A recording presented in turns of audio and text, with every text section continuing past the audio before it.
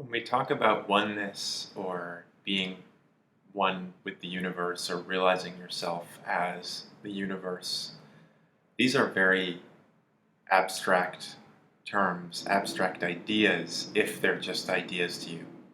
If you don't have any internal sense of what that means or what those words are pointing to as a visceral and direct reality, as a practical experience and not as maybe an ideal or just a concept, then it's something like just kind of a huge and abstract idea. To talk about the universe or something like that is something that's so abstract and sort of vast as an idea that it becomes effectively meaningless.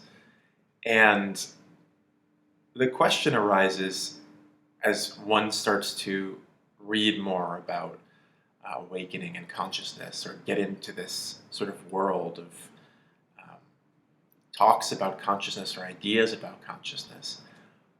If I am this whole universe, if I am this oneness, if everything is one, why don't I experience that? Why am I experiencing myself as me, as an individual self? If everything's one, that's a lovely idea. I think we all want to believe on some level that everything is one, right? I mean, everybody would love world peace, I think. But what does that mean practically? And how do we find meaning in this idea of universal oneness?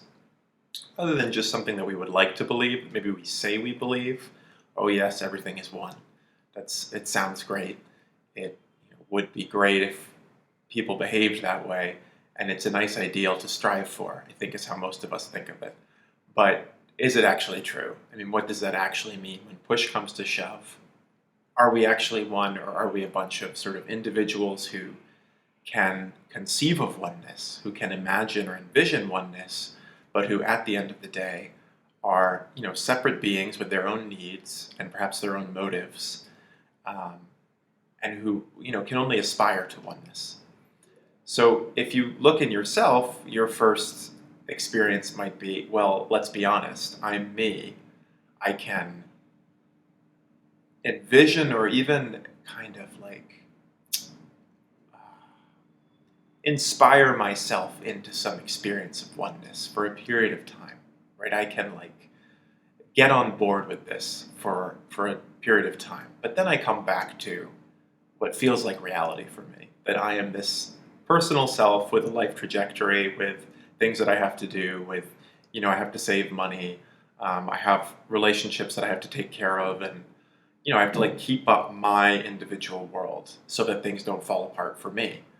Um, and on a relative level, yes, that's true. But at the core of this, there is what Einstein once referred to as an optical illusion of consciousness. So Einstein wrote a letter in, I think, 1950 to someone. I'm not going to get into details here because they're not as important, where he said that basically we are all the aspects of the universe, the totality. He did use the word universe, but again, that's meaningless. I mean, it just means the whole, one entity, or an entity that can't be counted because it's not even one, it's just everything that is.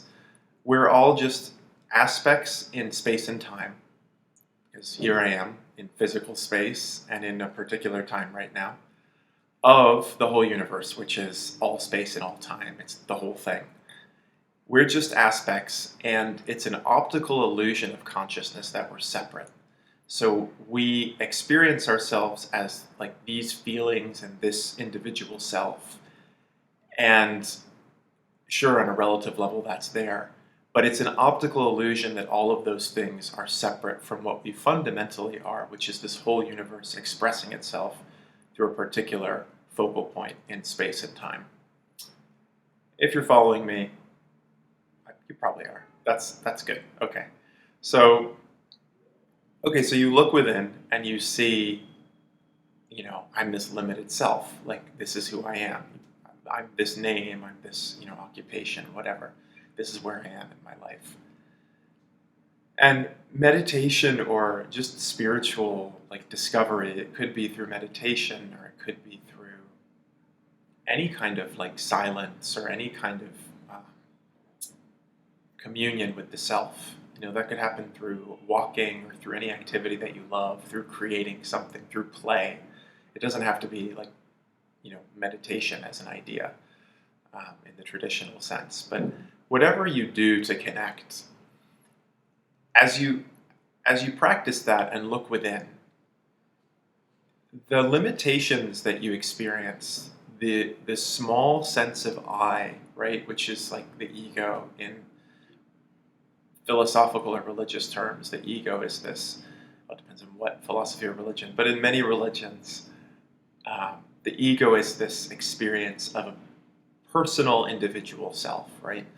And that's an interrelationship of emotions, unconscious emotions, complexes, which are like groups of emotions, and thoughts, which of course are tied in with emotions and complexes. And so, you have this like entity, this solid entity that you imagine and constantly relate to and check back in with, that is all a collection of thoughts and emotions and ideas about who you are, where you are, what's going on in your reality. That's practical.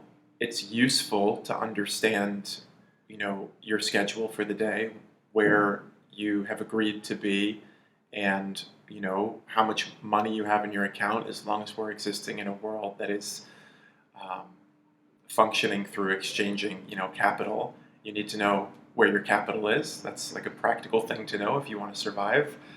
But behind that, you're something so much deeper than any of these things.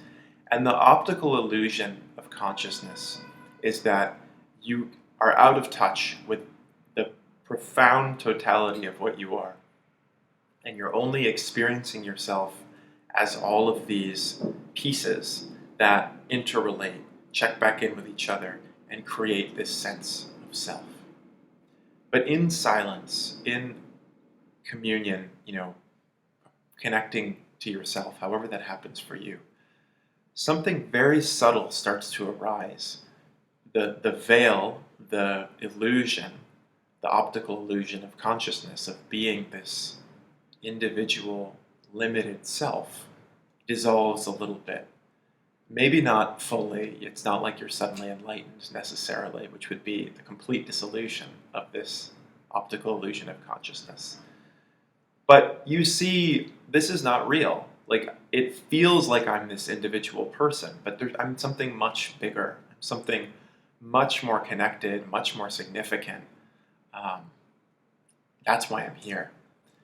So that's kind of the meaning of universality, of being the universe.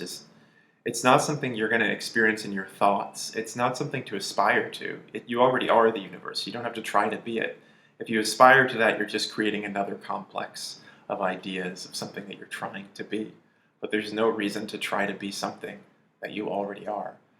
It's just a matter of recognizing the limitations that you're perceiving within that seem real and looking into them intently. That could be through meditation. It could be through any activity that brings you to that sense of connectedness and union. And as you do that, you start to see that these limitations, these small experiences of the self, are seen through.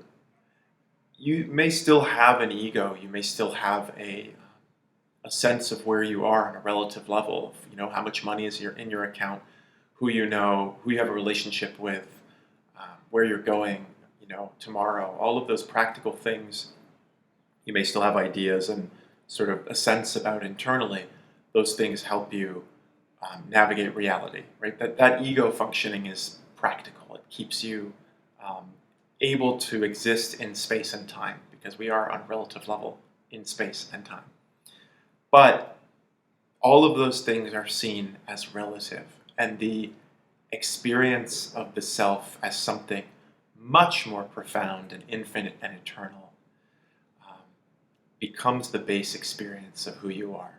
And this relative ego experience is seen as relative.